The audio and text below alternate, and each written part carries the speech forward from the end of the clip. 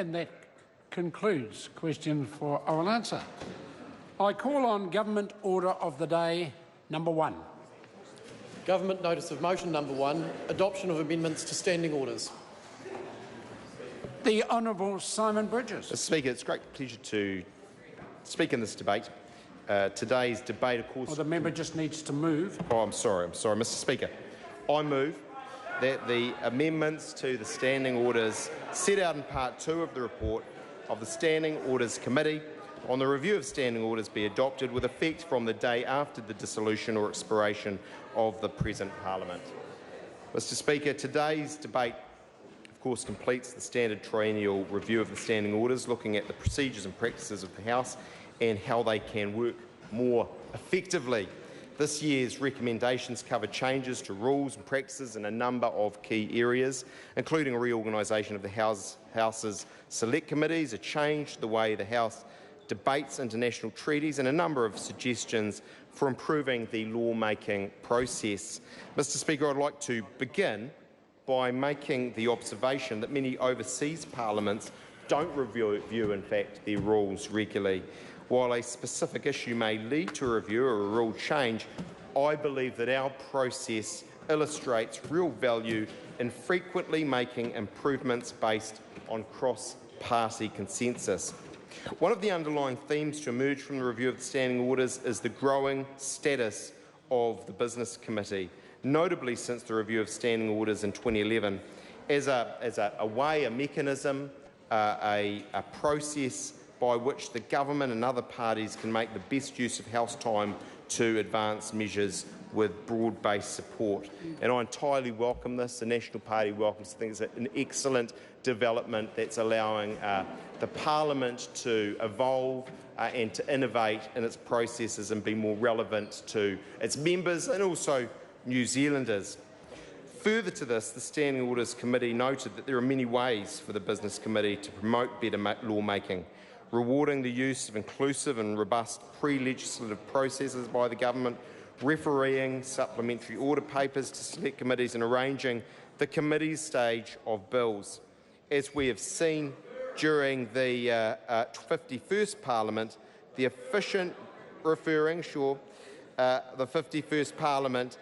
efficient use of available House time and mechanisms such as extended sittings have seen a relatively low use of urgency. I note there is significant potential to consider other types of business through extended sittings, including other non-controversial bills and special debate, and I hope to see greater and more varied use of the procedure in the future.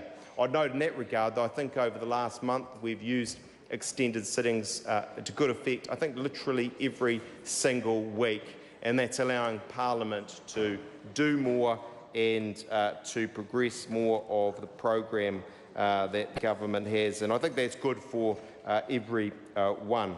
I welcome the clerk's intention to produce a Business Committee handbook to help both committee members and members generally to make the most of the Business Committee's powers to innovate. And that's an important point because, of course, it won't just be the members of the committee.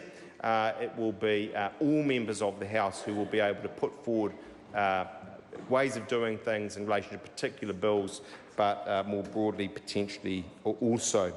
Further to this, can I also add my appreciation to the members of the Business Committee for their constructive engagement this term. I think it's been my experience both as Deputy Leader and now Leader, very constructive.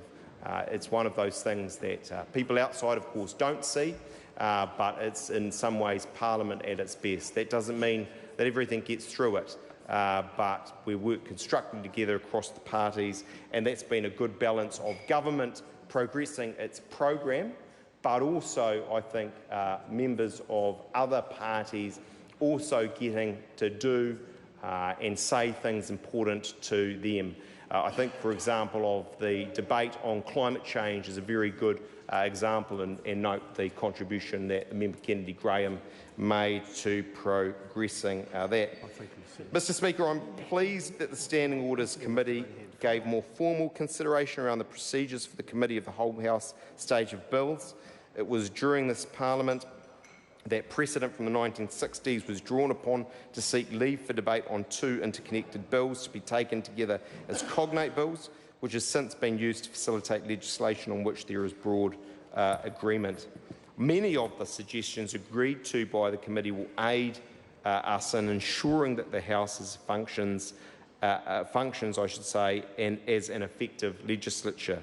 And these include, and I won't go through all of them, but that the structure of bills should not be formally linked to the arrangements for debate, arranging for the committee stage to consider a bill as a whole, establishing a practice of determining themes for debate during the committee stage of a bill, removing the limit on the number of speeches for individual members in the committee stage of a bill, and requiring amendments to be lodged at least 24 hours before the committee stage commences. All of those things, I think, are good and show, as I say, that business committee, ultimately Parliament, are working together, evolving to stay relevant to members, but also the wider public. I look forward to these arrangements being trialled frequently during the 52nd Parliament, with a view, as the report makes clear, to them becoming the default position, the position and the rules, in fact, in the future.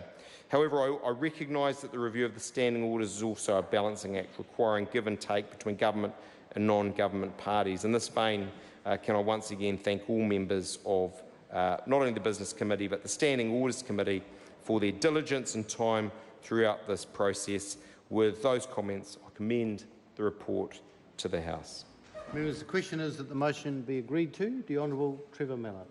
Mr. Speaker, from the